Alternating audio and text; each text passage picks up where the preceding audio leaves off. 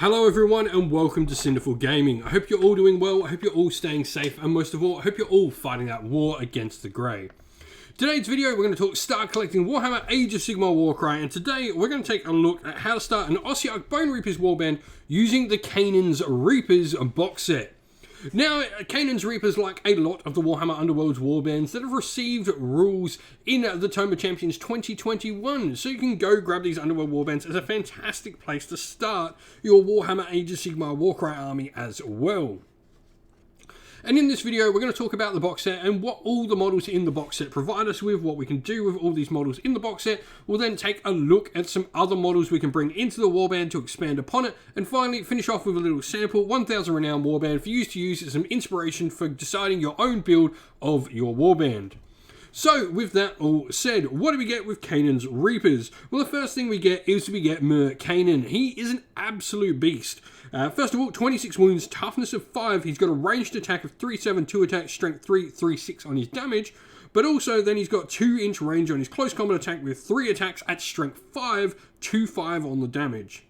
On top of this, he has access to the quad called Executioner's Strike. This fighter chooses to make a bonus attack action. In addition, you add 1 to your attacks and strength for that action. So he can go to strength 6 and 4 attacks in that close combat action. Really cool. He can be an absolute beast to hit, and he's pretty hard to take down with toughness 5 and 26 wounds. He's going to take a little bit of killing. Now, supporting him, we have, first of all, Kainan. This is the Mortek Guard with the halberd you can see on the left of him.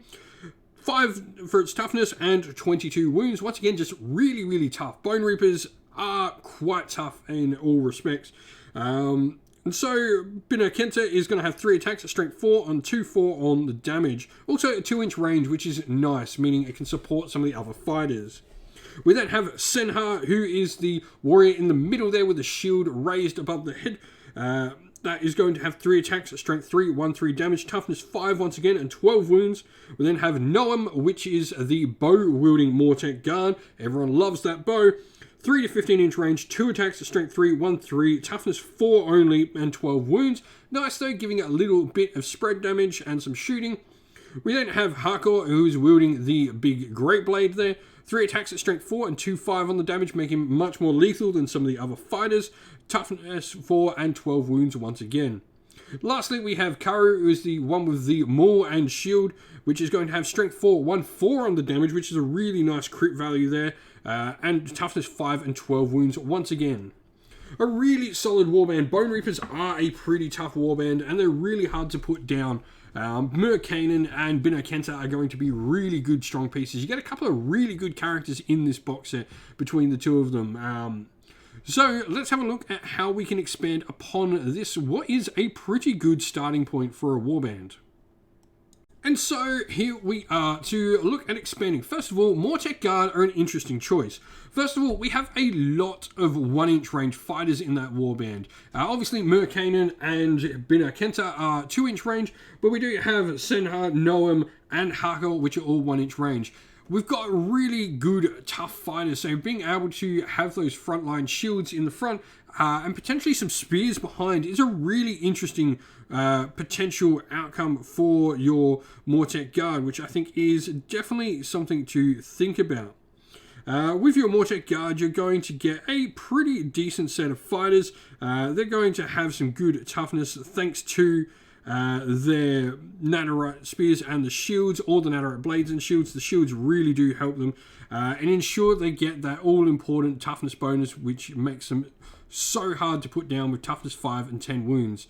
Nadirite spears only have 2 attacks, but strength 3, 1/4 on the damage. Nice longer range on that 2-inch. I think some spears are definitely the way to go if you're going to add any. We then have Kavalos Death Riders, which I think are another interesting choice. Now, this is a cavalry unit that is much faster than your other sort of standard fighters. They're going to provide you with some additional faster moving troops. Now, they are cavalry, so this does mean that they can't climb up buildings or anything like that.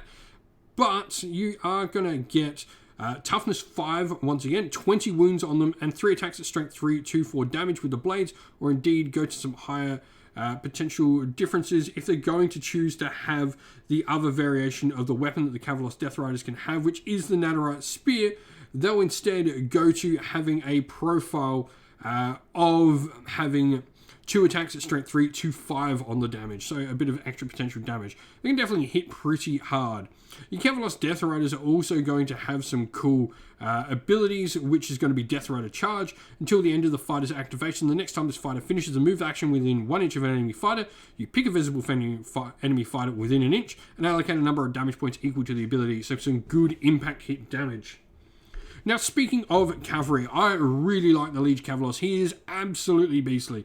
First of all, toughness 5 and 32 wounds, he is going to be hard to put down. 4 attacks at strength 4 and 2/5 damage is really cool as well. And he's going to have the champion, leader, and mount traits as well, which is really cool. All of these are going to mean he's going to have some extra cool abilities. First of all, Unstoppable Advance, where he can add half the value of the ability for a triple to the move characteristic of all friendly fighters that are in the same battle group as this fighter. And then we've also got other things he can do, like Endless Duty, where a fighter can only use his ability and when a fighter has been taken down by an attack action made by them in this activation, this fighter makes a bonus move or a bonus attack, which is really, really cool. So he can definitely do some decent damage and survive and help you with a bit of maneuverability. Lastly, we have the Mortison Boneshaper. This is a more support-based hero. The Mortison Boneshaper is going to have, some decent attacks. It's got his Arcane Bolt, 3/7, 2 attacks, strength 3, 3/6, like most sort of wizard-like heroes. But his big thing is going to be he has the Trapper Rune Mark, and this is going to give him the Boneshaper's art, where he can remove a damage point allocated to each friendly fighter within 6 inches of this fighter for that, which is really nice. So an extra little bit of healing in there as well. With all of that said, though, let's take a look at a warband and see how we can put this all together. And so here we have our little sample warband for you. For our leaders, we've obviously got Kainan in there, and we've gone for the Liege Kavalos. I just think he's great. We then have all the members of Kainan's Reapers in Bina, Kenta, Senha, Noam, Hako, and Karu, and we've also got a Mortent Guard with Nadarite Spear in addition. This means, on average, we are toughness 5, with only a couple of members in Hako and Noam, our Grainblade, and our Archer being toughness 4. Everything else is 5, which is just awesome. This means we've got a really hard to put down warband. We've also got some good 2-inch reach in Kainan, in Bina Kenta, and in the Mortet Guard with Nadarite Spear, meaning we can have some supporting roles for a couple of them, though generally you want Kainan nice and close. He's going to go in and he's going to murder stuff.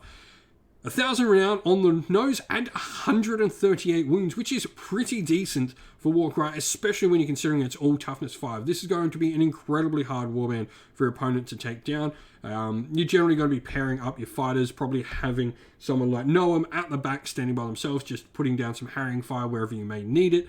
And then using Kainan, the Liege Kavalos, and Bina Kenta as your main sort of places of power.